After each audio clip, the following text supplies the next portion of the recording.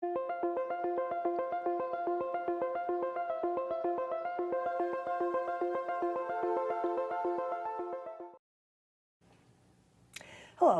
welcome to Commissioner's Corner.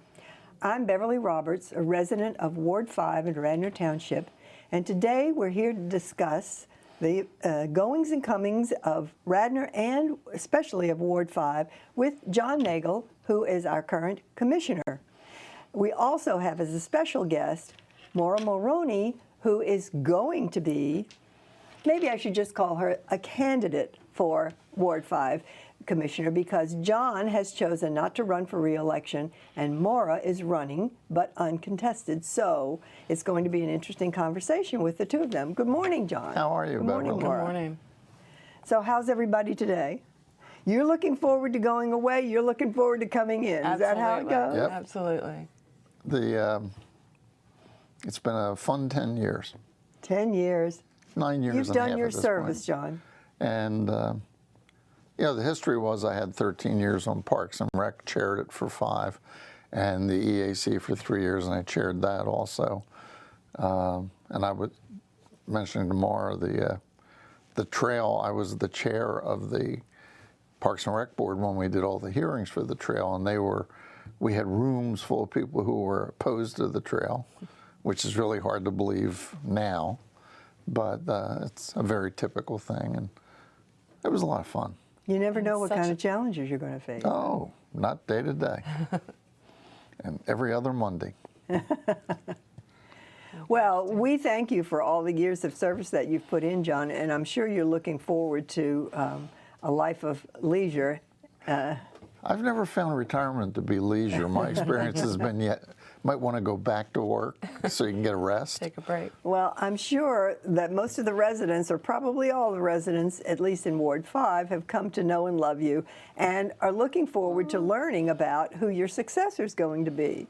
So, Moira, Hi. Why don't you tell us something about your background and what got you interested in local politics? Sure. Well, thanks for having me here. Thanks, John, for inviting me. I have a lot to thank John for. So I'm really thrilled to be running. I met John 10 years ago when I became a resident of his ward.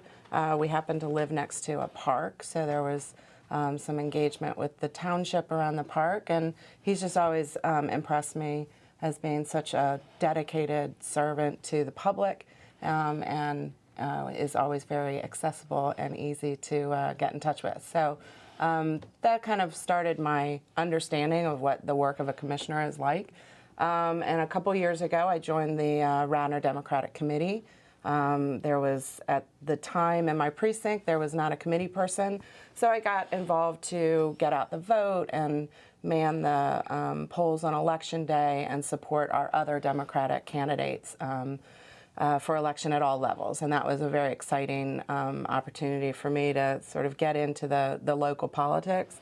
And then I learned that John was retiring, and after some conversations with John, Lisa Borowski, who chairs the commission, Elaine Schaefer, who's now gone is currently running for county council, talked to these really impressive people and got a real sense of what it was like to be a commissioner, and it felt like the right thing for me to do now in my life, in my desire to serve and give back to my community. So that's what got me here, and I'm thrilled to be running. It's been a really great experience so far.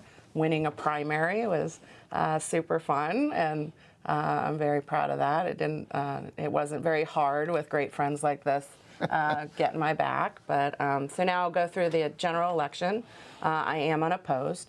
So it allows me to just learn as much as I can, get engaged with the community as much as I can, meet as many of the constituents and residents of Ward 5 and across the township. So that's my game plan for my campaign, is just to get to know people. So I really appreciate the opportunity to be here to talk to you a little bit about that. Well, I'm sure the residents are happy to hear of your eagerness to serve, and because I think that's one thing that everyone looks for, is somebody who really wants to listen to what the residents have to say and act accordingly. So, John, What have you laid any groundwork yet for Moira? I mean, warning her about what she has to face? Oh, yeah. Oh, yeah. Sometimes during our meetings, I'll text her and say, Yes. turn on and watch, if you aren't already. Yeah. More importantly, I'm just trying to make sure Moira has some history and context. I've committed that I'll help her for the first year. One of my concerns with retiring is it's going to leave us with a board that has no depth as far as history. I mean, I've been involved in the community since 1985 when I went on Parks and Rec. So there are times when people suggest solutions that we've done before and failed. So I remember that.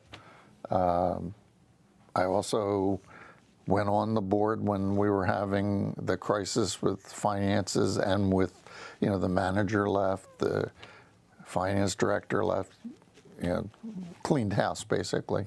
So are you saying that there's no one on the board now with as much longevity as you No. as yourself? After me is Rich has 4 years behind him. Luke is he'll be finishing his 4th year, but he's not running again. Lisa's got 2 years. Jack and Sean both filled special elections, so they only have like a year behind them.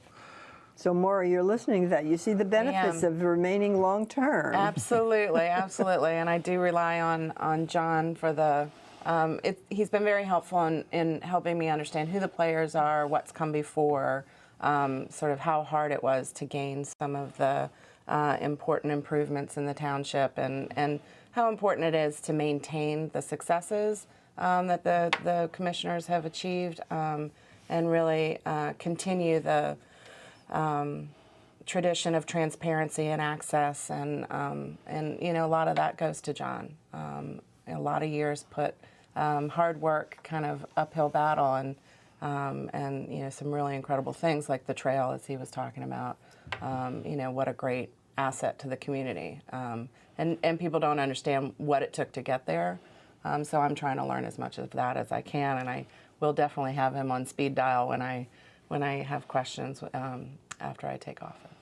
So John, tell us about first of all, when you sat down with Moira to say, look here, this is what you're going to have to face. What do you think was what was the first thing that you spoke to her about? Was it the sewer? I'm thinking of some of the things we've talked about Actually, in the past. none of it, our conversation really had much to do with township stuff. I was trying to get a sense of the person. Okay. Because to me that was more important. And after meeting with Moira, I had that sense that she would care and would be engaged.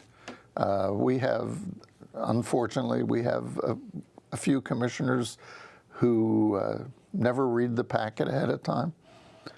So we go to meetings and they end up asking questions that were answered in the information we were provided, or they don't understand the issue because they haven't invested in trying to understand the issue.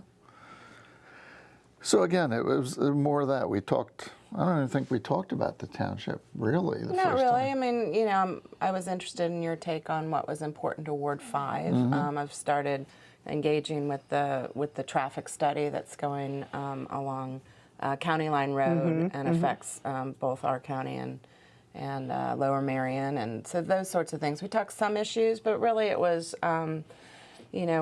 I think he's right. He was sort of feeling out what kind of person I was, whether my background was a good fit, and I think it is. I haven't mentioned yet, but I'm a development director for a nonprofit in Philadelphia, but my background comes out of law.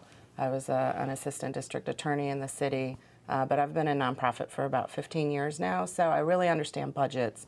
I know how to work with boards, the differing personalities and leadership and that sort of thing.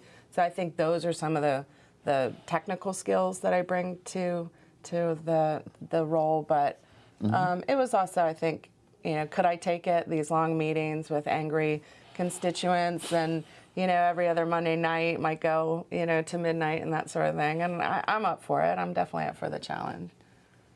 We've been getting, well, I think after this election, I think our meetings are going to improve. I think so. That's been a goal of some of the other members, but we're working our way through other issues, and that just keeps falling off the list. Improvement of the meetings. Well, we've all talked about how important it is to listen to your constituents, and yet at the same time, I'm sure at the meetings you tend to get people who are very passionate, whether it's for or against a particular issue, and that's got to be something to handle. What's a good way to get out to hear what everybody has to say, and not just the people who come to yell? In fact, in the past, prior to when I was on the board, folks would ask me about they have an issue, what should they do? And I always told them, go to the meeting. Get a couple friends, make a lot of noise. One of the things that the board, not just me, but the board that was in place 10 years ago did, is we got much better at not responding to the squeaky wheel. To try to, don't make changes just because 5 people came in, even 20 people, because they don't represent the entire community. And the way you find out is you get out there and do your footwork. I have the newsletter, most of the commissioners do, and I will turn over that mail list to more. It's so important to get people involved in the community and knowing what's going on. The Fifth Ward's kind of unique. It seems to me a lot of people in the Fifth Ward don't even know they live in Radnor. They're interested in their little piece of the community. They don't identify with Wayne. They identify with Bryn Mawr. Or if you're in those, Spur Road, Broomall, or Newtown Square. So we're kind of unique that way. But I make a point of trying to get out and talk to people. And I'm sure there are times that you have big issues that involve the entire township, but may not be significant to a particular locale. And as you say, people, their own self-interest, they're worried about that little piece of property around near them, and who walks their dog and doesn't pick up. Yep. Well, that was a big issue a couple meetings ago. And, it's interesting. The Wawa is a good example because that's Wayne, downtown Wayne. And the folks that seem to be most involved, obviously, are the people who live right there. But there's an effect on the entire community because business taxes pay for 30–40% of our budget. So having a good business like Wawa is, we have 2 other Wawas in Radnor Township. It's important, but by the same token, you don't want to tread on the people. That's always the balance is, while it might be good for all of them, you don't want to really disadvantage a small group.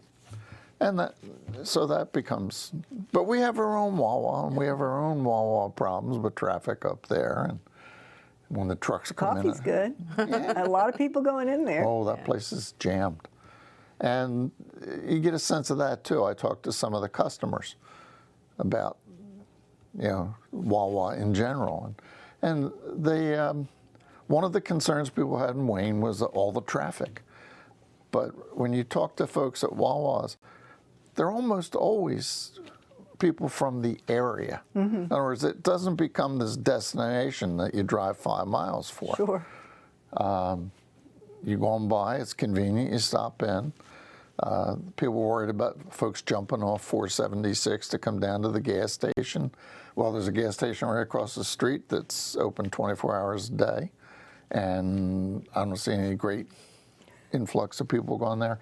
So it's Will trying that to remain if Wawa goes in there with the adjacent businesses? You said there's some businesses around there that are not in good shape. Well, if you go over and look at that corner, you have 2 gas stations and a car wash. I'm afraid I don't go that far because I have my own Wawa. You go to your local, right? But they're kind of run down. Probably politically incorrect to say that, but they're run down. It's time to replace them. And, their sites are not the cleanest, and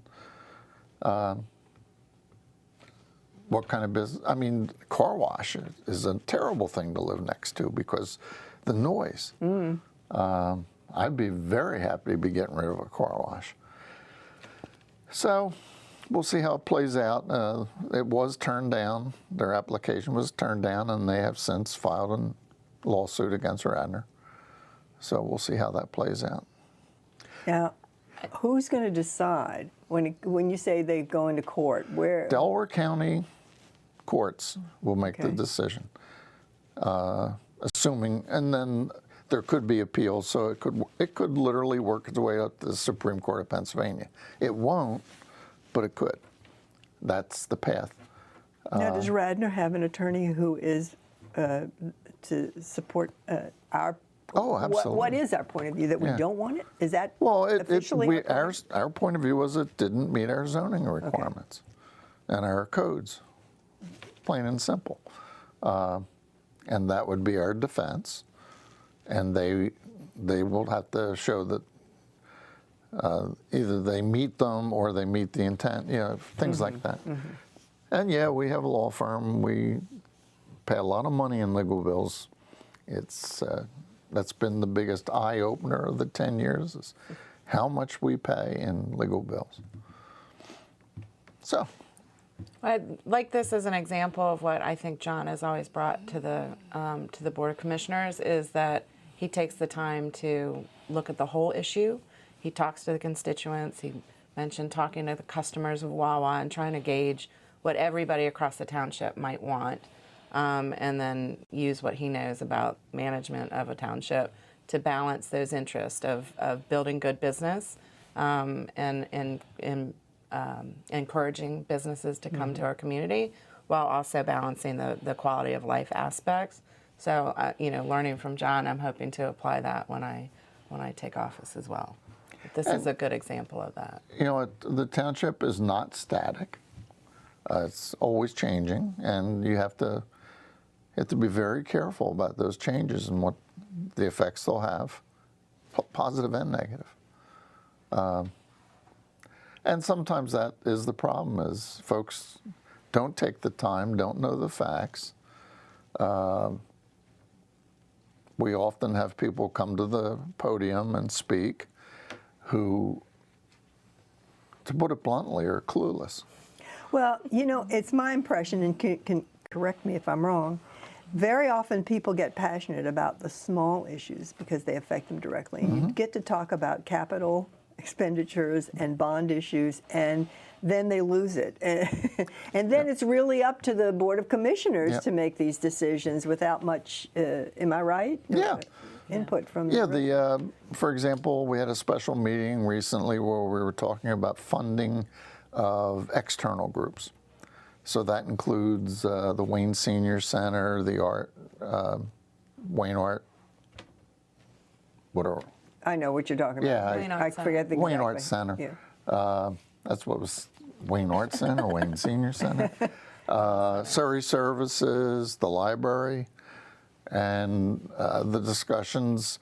There are a few people who come to the mic and basically say that the township has no business giving tax dollars to 501s, to charities. That's a decision individuals should make themselves. So we have to look at that. We don't have a policy. Never had. It's always been a gut on, we like this. Each individual issue. Yeah. So we need to develop policy, and I've made a proposal. And then we need to decide how much. Meanwhile, right now, there's a crisis across Pennsylvania with fire companies, volunteer fire companies, in that they're not getting the number of volunteers they need, and they're having to hire professionals, which obviously costs a lot of money. And also reimbursement rates on the advanced life saving ambulances. We've had some issues there with them being underfunded. So they come to us and say, we need another $100,000. I mean, they're not talking about, could we get another $3,000? It's big numbers. And we have to deal with that. We got to figure out, and it's not just us, this is across Pennsylvania. And I've been talking to some of the supervisors and commissioners in other communities, adjacent communities, to see if there's ways we can collaborate more.